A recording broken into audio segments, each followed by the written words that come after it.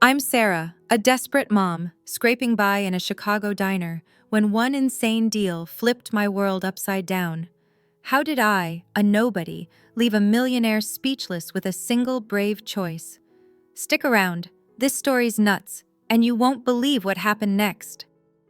I'm Sarah, 32, a single mom in Chicago, working double shifts at Rosie's Diner just to keep the lights on. My daughter Mia is 6, and every day I see her big brown eyes asking for a better life. We live in a cramped one-bedroom apartment where the heat barely works, and I'm dodging late rent notices like punches. The American dream? Feels like a cruel joke when you're counting pennies for groceries. I'm not complaining. Okay, maybe a little, but I'd do anything for Mia. That's what moms do, right? Last summer, I was bone-tired, wiping tables at 2 a.m. when he walked in. Picture this. A guy in a tailored suit, Rolex gleaming, looking like he owned half the city. That was Ethan Caldwell, real estate tycoon, Chicago's golden boy. Millionaires don't eat at dives like Rosie's, so I figured he was lost. He ordered coffee, black, and sat there, scrolling his phone, all smug and untouchable. I didn't know then that he was about to change everything. See, Ethan wasn't just a rich guy slumming it. He was scouting properties. Our diner was on his radar for some fancy high-rise project. Rosie, my boss, was freaking out. She'd owned the place for 20 years, pouring her heart into every greasy burger. But Ethan's company was offering big money to sell, and the landlord was ready to cave. If Rosie shut down, I'd lose my job, my lifeline. No job, no rent, no food for Mia. My stomach churned just thinking about it. I overheard Ethan talking deals on his phone, all confident, like he could buy people's dreams and toss them aside. I was invisible to him, just another waitress in a stained apron. But something in me snapped. I wasn't gonna let some millionaire steamroll our lives without a fight. That's when the idea hit me, a crazy, risky deal that could either save us or crash and burn. I didn't know if I had the guts to pull it off, but for Mia, I had to try. What would you do if your kid's future was on the line? That's where this insane story starts. The next night, Ethan was back at Rosie's, sipping his overpriced coffee like he owned the place. My hands were shaking as I poured refills, but I wasn't just a waitress tonight. I was a mom with everything to lose. I'd spent all day researching Ethan online. Guy was a shark. Built a real estate empire by 35, no family, no heart, just dollar signs. But I found one article, buried deep, about his mom. She'd been a single parent, worked diners like me, before passing young. That was my in. If I could hit that nerve, maybe I could make him listen. I took a deep breath and walked up to his booth. "Mr. Caldwell," I said, voice wobbling. "I know you're buying this place, but I got a deal for you." He raised an eyebrow, like I was some kid pitching a lemonade stand. "A deal?" he said, smirking.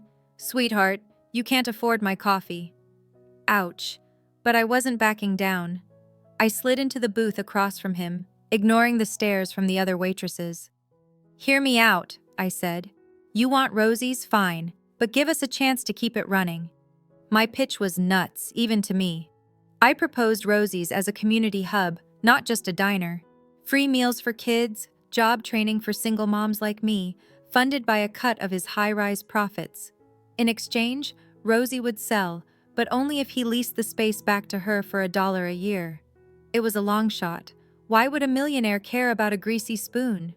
But I kept talking, telling him about Mia, about how this diner wasn't just a job but a lifeline for folks like us. His smirk faded a little, and I swear I saw something flicker in his eyes. Ethan leaned back, sizing me up. "You're bold," he said, "but I don't do charity." My heart sank, but I pushed harder. "It's not charity, it's business. People love places with heart. Your fancy condos could use some." He laughed, but it wasn't cruel. He said he'd think about it, then left a $100 tip and walked out. I was freaking out. Did I just blow it? Would you have kept pushing or walked away? 2 days later, Ethan's assistant called. He wanted a meeting at his downtown office, all glass and steel, like something out of a movie. I showed up in my best thrift store blazer, feeling like a fish out of water. Ethan was there with 3 suits, all staring at me like I was crazy. He said my idea had potential, but needed numbers. Numbers? I barely passed high school math.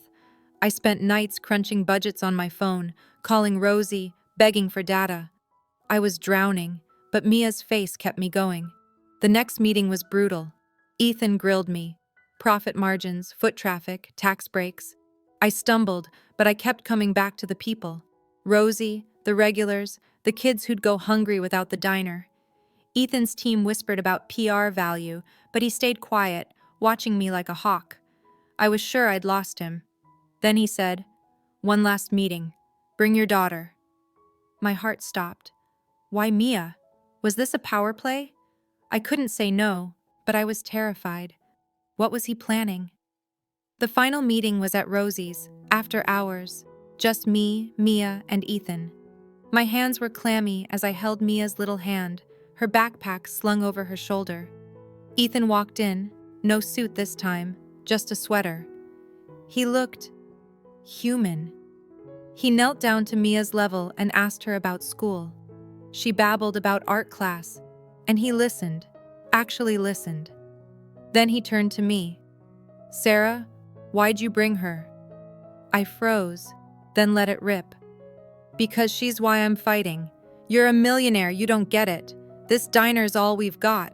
I'm not just a waitress. I'm a mom who'd do anything for her kid. You had a mom like that once, didn't you?" His face changed, like I'd punched him. He nodded, slow. "Yeah, I did." Then he told me his mom worked nights, just like me, to keep him fed. My crazy deal wasn't just numbers, it hit him where it hurt. He wasn't just a millionaire, he was a kid who'd been like Mia. Ethan stood up, looked around the diner and said, "You're right, this place matters." My heart was pounding. He agreed to my deal. Rosie's stays, community hub and all, funded by his company. I couldn't breathe. I'd done it. A desperate mom had blown away a millionaire with a brave choice. Mia hugged me, and I swear I saw Ethan wipe his eyes. That deal changed everything. Rosie's is thriving. Kids eat free. Moms like me train for better jobs. And Ethan's high-rise has a heart now, with our diner as its soul. I'm not broke anymore.